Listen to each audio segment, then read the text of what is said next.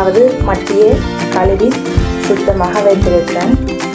அதுக்கு தேவையான வெங்காயம், தக்காளி பழம், இஞ்சி பூண்டு பிடிச்சு வச்சிருக்குது, பச்சை மிளகாய், கருவேப்பிலை, வெங்காயம்.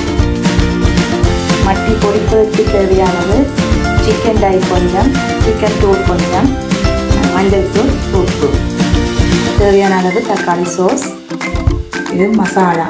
அந்த மசாலா மஞ்சள் தூளும் மற்ற மசாலா கருவாப்பட்டை, கிராம்பு, ஏலக்காய், பெருஞ்சீரகம் அரைச்சி சேர்த்த மசாலா பொடி. தேவையான அளவு எண்ணெய். அடுத்து நாங்கள் மட்டி பொரிக்கிறதுக்கு அதை நாங்கள் இந்த முறையில் செய்து பொரிய விட போகிறோம்ன்றதை பார்த்துக்கொள்ளலாம். எடுத்து வைத்த சிக்கன் டை, மஞ்சள் தூள், உப்பு, சிக்கன் பவுடர் நாளையும் நாங்கள் மட்டிக்குள்ள கலந்து மிக்ஸ் பண்ணி போட்டு அதை பொரிய விட போகிறோம். இதோ மட்டி தயார். நாங்கள் இதை பொரித்தெடுக்க போன்றோம்.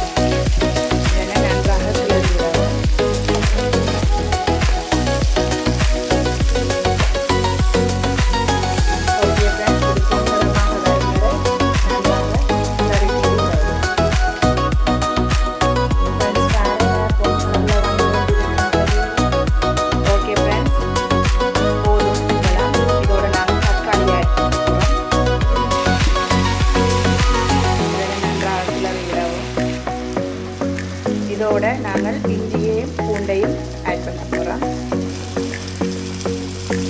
ஓகே, நன்றாக எல்லாம் கிளறி விடவும்.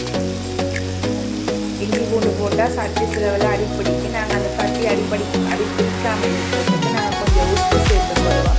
ஏற்கனவே நாங்கள் மட்டி பொரியலுக்கு உப்பு சேர்த்து வச்சோம், அதனால் நம்ம கொஞ்சமாக சேர்த்து போடுவோம்.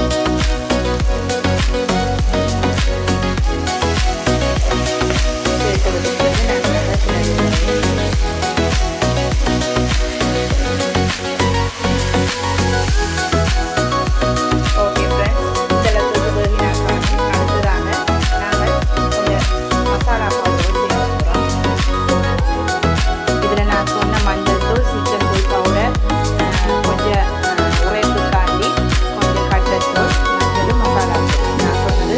கிராம்பு, ஏலக்காய், கருவாப்பட்டை, பெருஞ்சீரகம் சேர்த்து வறுத்து திரிச்ச மசாலா பொடி இவ்வளோத்தையும் நாங்கள் இதில் சேர்த்துக்கொள்ள போகிறோம்.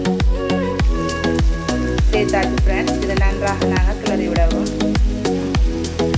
ஃப்ரெண்ட்ஸ், கட்டத்தூளுக்கு அந்த வாடை போகணும்னா நீங்கள் தனி முதலாம் பால் சேர்க்கணுன்னா சேர்க்கலாம், அல்லது ஒரு கப் தண்ணி